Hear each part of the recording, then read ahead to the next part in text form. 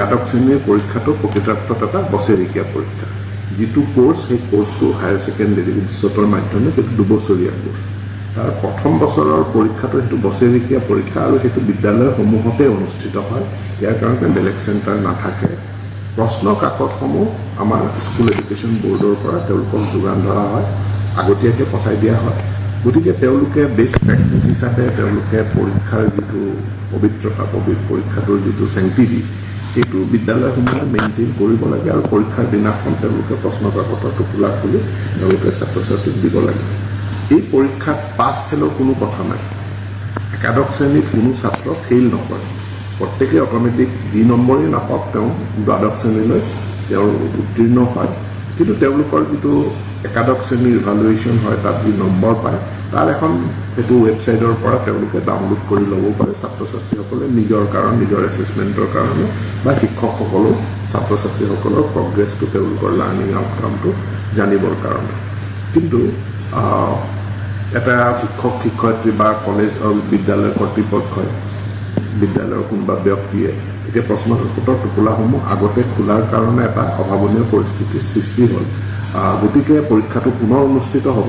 আৰু এই পৰীক্ষাটো অমুক মাহতে অনুষ্ঠিত হ'ব লাগে বুলি কোনো কথা নাই ইয়াত মে মাহতো হ'ব পাৰে জুন মাহতো হ'ব পাৰে কাৰণ যেহেতু ই পাছ ফেইল কাকো নকৰে এইটো ছাত্ৰ ছাত্ৰীসকলৰ ইভালুৱেশ্যন এতেকে এতিয়া এনেকুৱা এটা কিছুমান বিদ্যালয়ে এই প্ৰৱণতাটো বা এনেকুৱা তেওঁলোকে বেয়া প্ৰেক্টিছ এটা যেহেতু এডপ্ট কৰিলে ইয়াৰ পৰিপ্ৰেক্ষিতত বোৰ্ডে এতিয়া নতুন ব্যৱস্থা গ্ৰহণ কৰিছে যে এতিয়াৰ পৰা প্ৰশ্ন কাকতসমূহ বিদ্যালয়লৈ নাযায় এতিয়া যিটো নতুন আকৌ পৰীক্ষা হ'ব আমাৰ যি এক্সামিনেশ্যন চেণ্টাৰ আছে সেই এক্সামিনেশ্যন চেণ্টাৰ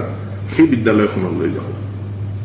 সেই বিদ্যালয়খনে ওচৰৰ থানাত প্ৰশ্ন কাকতসমূহ ৰাখিব আৰু যিদিনা পৰীক্ষা আছে তেওঁ বিদ্যালয়সমূহৰ মাজত এইখিনি বিতৰণ কৰিব পূৰ্বে আমাৰ কিছু সংখ্যক ভেঞ্চাৰ স্কুল তাৰপিছত প্ৰাইভেট স্কুলকো পৰীক্ষাৰ চেণ্টাৰ দিয়া হৈছে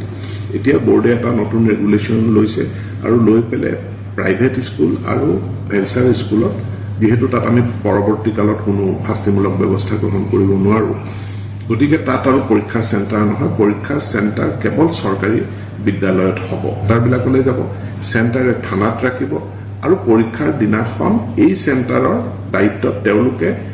মানে সংশ্লিষ্ট বিদ্যালয়সমূহক প্ৰশ্ন কাকতসমূহ বিলাই দিব মই ভাবোঁ যে ইয়াৰ ফলত আমাৰ যিটো ইভালুৱেশ্যন প্ৰক্ৰিয়া এইটোৰ এটা সংস্কাৰ হ'ব ইয়াৰ এটা সংশোধনী হ'ব আৰু সকলোৱে এনেকুৱা কাৰ্যৰ পৰা বিৰত থাকিব বা তেওঁলোকক বিৰত ৰখাৰ কাৰণে ই এটা কাৰ্যকৰী ব্যৱস্থা হ'ব হয় এতিয়া এইকেইখন স্কুলৰ শিক্ষানুষ্ঠানৰ এফিলিয়েশ্যন তেওঁলোকৰ বাতিল হ'ব গতিকে